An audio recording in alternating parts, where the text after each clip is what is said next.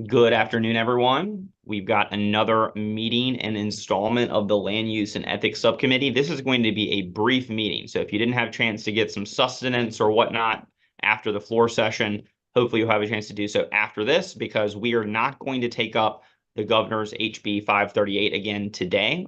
We had a very, very brief preview of it yesterday. We're going to take that back up either shortly before crossover or shortly after. And we will go through it and do a deep dive of some amendments, but we're not going to do that today. Instead, we're going to cover 3 local bills, and I suspect that it won't take us very much time to do so. Brief preview of it. Okay. We are going to start with House Bill 989. And I'm going to ask Ben if it's okay to just remind everyone what this Montgomery County local bill does. Okay, thanks, Chair Stewart. So let's see here. This bill would allow the planning board to consider the plat in public session first, and the signatures of other agencies could be obtained thereafter, so long as no changes are made.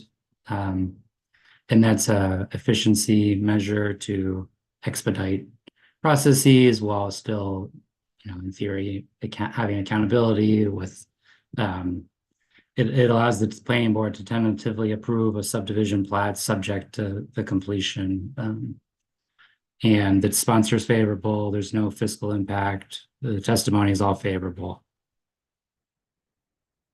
All right, great. Yeah, and if I remember correctly, I think this saves about 3 weeks in the development review process. And this stems from a work group or a commission that Delegate Lopez sort of chaired and led on, emanating on the Montgomery County delegation. Delegate Foley, go ahead. Thank you, Mr. Chair. Yeah, I was going to say what you just said, but and actually the commission came out of action by the General Assembly last year, setting up the commission, the work group to do this work. But I was going to also request that maybe you could just talk about like the bill, just briefly describe the bill before we start talking about amendments on bills so that we remember which ones we're on. Yeah, totally. Okay, thank you.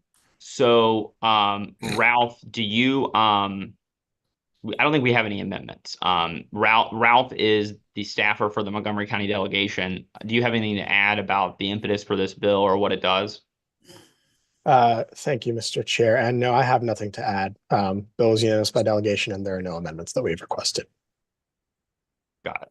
So yeah, so basically, like when one of these plats is up for approval, my understanding is that right now, before the signatures are basically all on there, and there are a bunch of other administrative tasks, and that those have to all be completed. Basically, like all the I's have to be dotted and all the T's have to be crossed before an applicant can receive the approval from the planning board. So what this bill basically says is that once a plat is conditionally approved, it doesn't have to go back for another approval if certain conditions are met. And basically, it would allow an applicant to get the approval from the planning board while the signatures are still being circulated, and while there are other administrative tasks that are still working their way through the process, because those don't like fundamentally change the substance of the application. Delegate Holmes. Thank you, Mr. Chair. Either Ralph or you or whomever, we're talking about record plats. Is that correct? That's right. Thank you, Mr. Chair. And I believe there's no amendments. There's no opposition. This passed unanimously in the Montgomery County House delegation. Move favorable. Second. There's been a motion favorable and a second. Any discussion before we vote? Seeing none, all those in favor of House Bill 989, raise your hand or signify by saying aye. Aye. Anyone want to be recorded in opposition to this local bill? Seeing none, House Bill 989 will receive a favorable report from the Land Use and Ethics Subcommittee. We're going to move on to House Bill 1003. This is similar and comes from the same work group that we were talking about. So what this bill does is it allows a record plat in Montgomery County to be drawn, recorded, and maintained in electronic form And that's it. Ben or Ralph, anything else you want to add about what this bill does? Ralph can go. Thank you, Mr. Chair. Yes, so as currently resides in Montgomery County, you have to record the plat on Mylar preserved in a book. And when it needs to be approved for signature, it does have to be hand signed. Electronic signatures are not allowed. So this is a process that, as I understand, is multiple weeks as it gets mailed around to different parties who can sometimes be out of state. So this just allows all that to be done electronically and streamlines the process. Great. Thank you. Yeah, if I remember correctly, this was kind of like one of the real low-hanging fruit ideas that the work group had, because it just allows, they don't have to, but it allows Montgomery County's planning department and the Department of Permitting Services and the circuit court to work together to sort of formulate a new electronic system for this stuff. Delegate Naraki. Thank you, Mr. Chair. I've actually been looking at a lot of plats recently. We're undergoing the comprehensive zoning map process in Baltimore County. So it's just kind of a question from my knowledge here. How is Montgomery County dealing with verifying the accuracy of those electronic plats? What I've discovered in looking at these lines in Baltimore County, sometimes they don't translate very well. There can be slight deviations, things like that, with really old sort of plats that were recorded a long time ago. So I'm just kind of curious how other counties are dealing with that issue. That maybe it's a good thing to take back to Baltimore County if I get some information here to figure that out. Yeah, that's a good question. Does anyone want to take a crack at that? I mean, I'm not personally an expert on what Montgomery County is doing right now to verify. What I do know is that when these new approvals come up, I think all these different entities work together to do sort of like a backwards look at the accuracy of the plat, including previous recordations, to make sure that they all align. And I would assume that this bill would sort of help facilitate that process, because it would all be done electronically. Let's see, Does Christina. anyone from Montgomery County have some thoughts on that? I would just love to. Yeah, totally. I'm not opposed to the bill. It's a local bill. Just Yeah, totally. Ms. Sorrento, I'm almost positive you are more well-versed on this topic than me. So please do take it away. Sure, I'm Christina Sorrento with Montgomery Planning. So are you asking about the accuracy of the plat itself, like the lines on the plat itself? That's exactly correct. So what I've discovered in Baltimore County, they've been undertaking this as well, is making these plats, and sometimes things get lost in translation. I'll just describe it that way. When you go from really old plats from a long time ago to new plats, I'm just curious how you are handling that and dealing with kind of making sure that they're accurate. Sure. And if we need to get into like real weeds on this, I'd be happy to connect you with my staff person who really works on this. But they go through all the old records, all the old deeds, and they go, make sure things are surveyed correctly. So if there's a new plat, there's requirement for it to be surveyed. So there's a lot of checks and balances on that. But if you want more detail, I'd be happy to connect you. Sure. Maybe I can just connect with you offline. I'm just curious. Again, I'm supportive of the bill. So thank you, Mr. Chair. I appreciate it. Yeah, thank you, Delegate Naraki, and thank you, Ms. Sorrento. Hopefully we'll have some cross-county collaboration here. That would be a great result from the bill. Okay, any other discussion on this bill? Okay, is there a motion on the bill? Move favorable. Move favorable. Second. Okay, a motion and a second. Any final thoughts before we vote?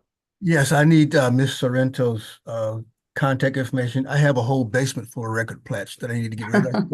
Thank Okay, you. well, we can hook you up with that. I think we can make that connection happen. In fact, I can ask my staff to email you, Ms. Sorrento, you and Delegate Naraki, Ms. Sorrento's contact information. In fact, it looks like Delegate Foley may also want her email, or she may be voting yes. Either way, we'll get everyone Ms. Sorrento's email.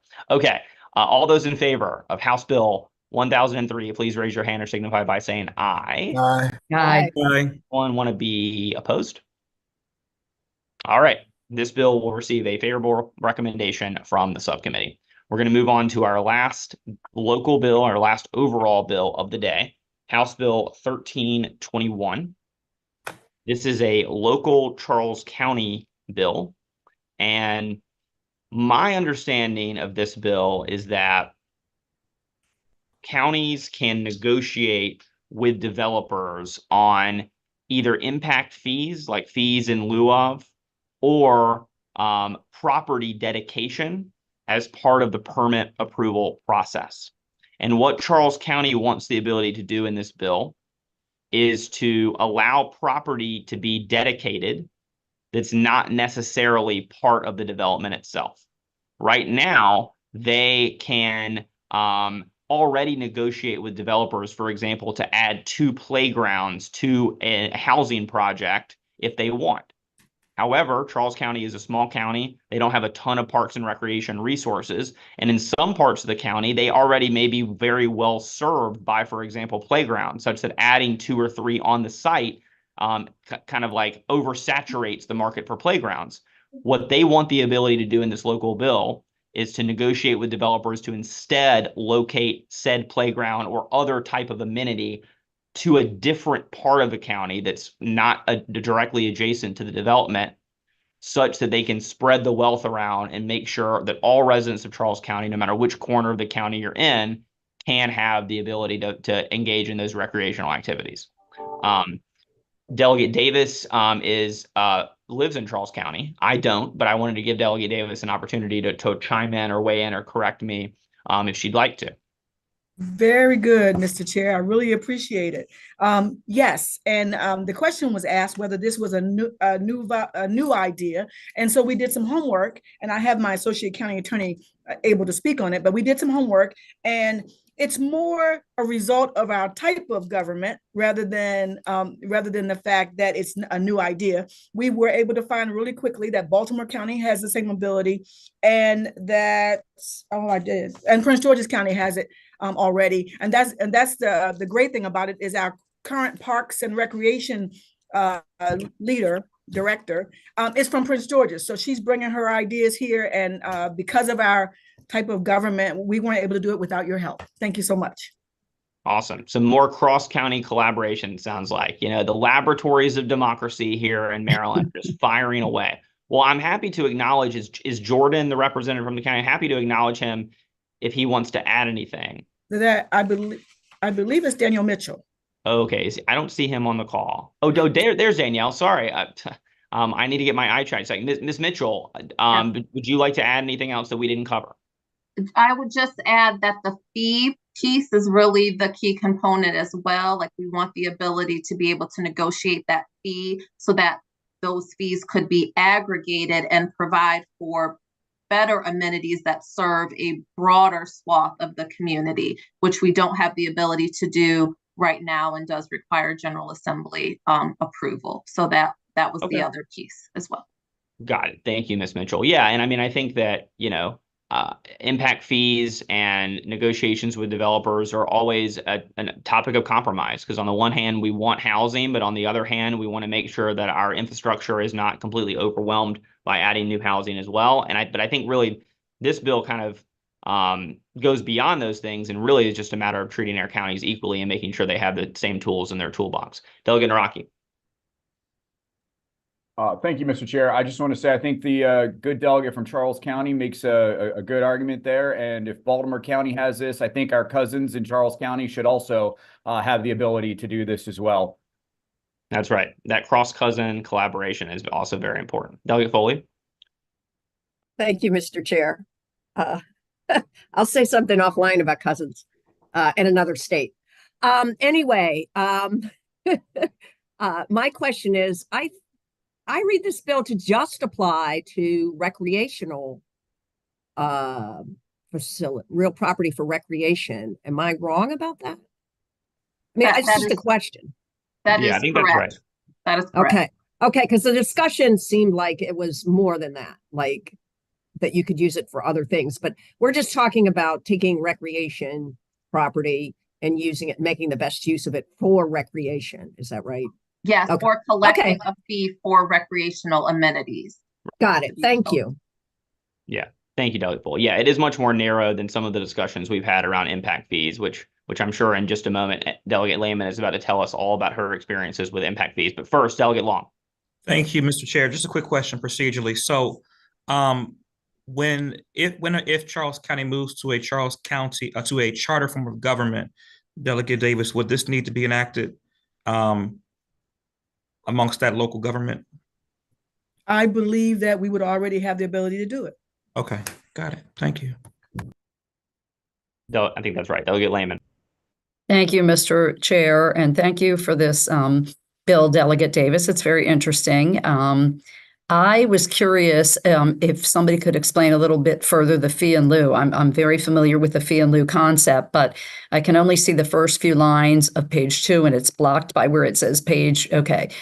So what I wanted to know is, and the bill ends right here. So there are no additional conditions or sort of safeguards to say if you're going to set up this fee in lieu and it creates a fund that those monies have to be used for recreational facilities. In other words, and the reason I ask is in Prince George's County, we for years had what a lot of people referred to as the road club, and developers would pay a fee in lieu into this road fund when they, I think Delegate Holmes knows about this, when they, it either wasn't practical or they couldn't, in conjunction with their development, make the road improvements that our Department of Public Works was seeking.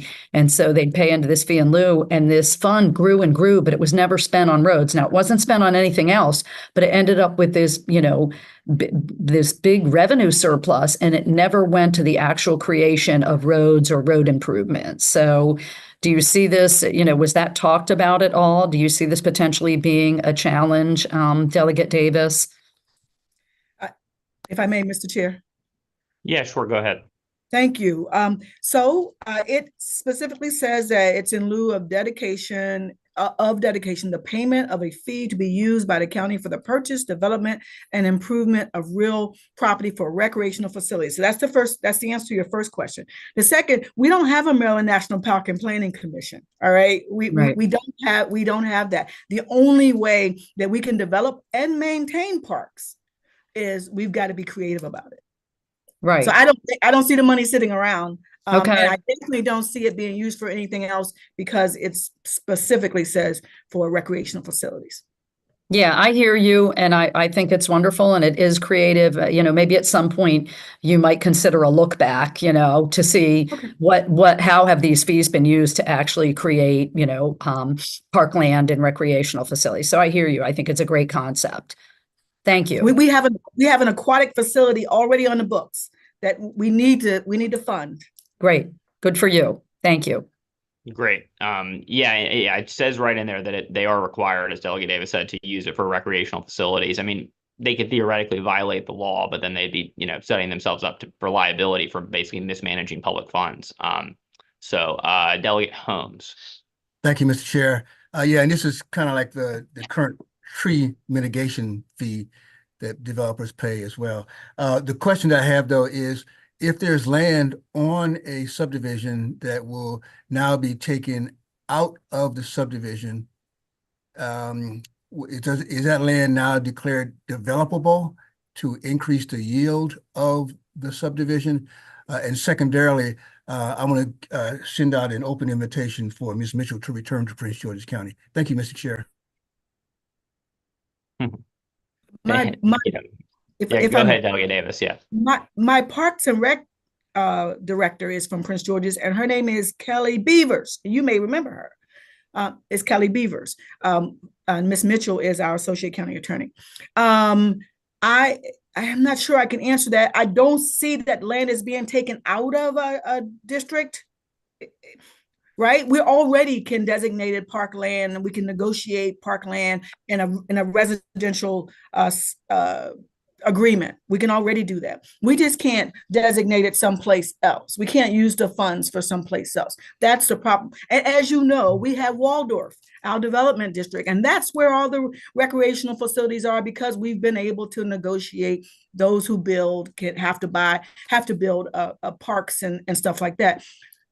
As Mr. Chair explained, over in Indian Head where I live, we have no development over there. We have none. The idea of being able to improve parks in other areas and to build parks and recreation in other areas is really important. Move favorable, Mr. Chair. Okay. Second. All right. There's been a motion and it's been properly seconded. Any final thoughts on House Bill 1312? Seeing none. All those in favor of House Bill 1312, please raise your hand or signify by saying aye. Aye. Anyone want to be recorded in the opposition? Seeing none, House Bill 1321 rather, I'm dyslexic, will receive a favorable report, favorable recommendation from the Land Use and Ethics Subcommittee. And that's the end of our agenda today. So going forward, like I said, we are going to be taking up House Bill 538 again. It might be shortly before crossover. It might be shortly after. We also have at least one bill that's not that bill that we're going to attempt to pass out before crossover. So stay tuned for the announcements. We will meet at least one more time prior to Monday. But thank you all very much, and I'll see you in other